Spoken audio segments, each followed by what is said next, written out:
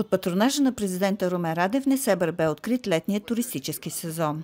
Пред портите на Стария град държавният глава и ръководители на дипломатически представителства у нас бяха посрещнати под звуците на гайди и с хляб и сол. Домакин на символичното откриване на сезона беше кметът на Несебър Николай Димитров. За мен е чест и удоволствие да ви поздравя с откриването на летния туристически сезон 2024 година. Всички общини са готови за посрещане на туристите през новия летен туристически сезон. Дори и днес пролетният дъжд ни предсказва, че ще имаме един добър туристически сезон. Както се казва, ще ни върви по вода. Президентът поздрави кмета на Несебър за начина, по който изглежда градът.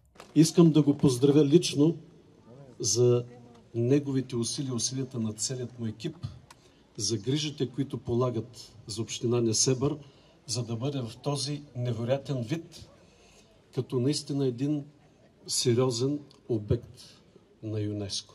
И аз съм убеден, че едва ли има по-подходящо място за днешното събитие от Несебърския бряг. Тук съжителстват хилядолетната история на нашите земи с комфорта на модерните туристически услуги, великолепието на нашата природа с прословутото гостоприемство на местните хора. Президентът се обърна към чуждестранните гости с призив да споделят със своите приятели, че в България могат да се насладят на незабравимо лято. Имаме лазурен, прекрасен, слънчев бряг с прекрасни златни пясъци.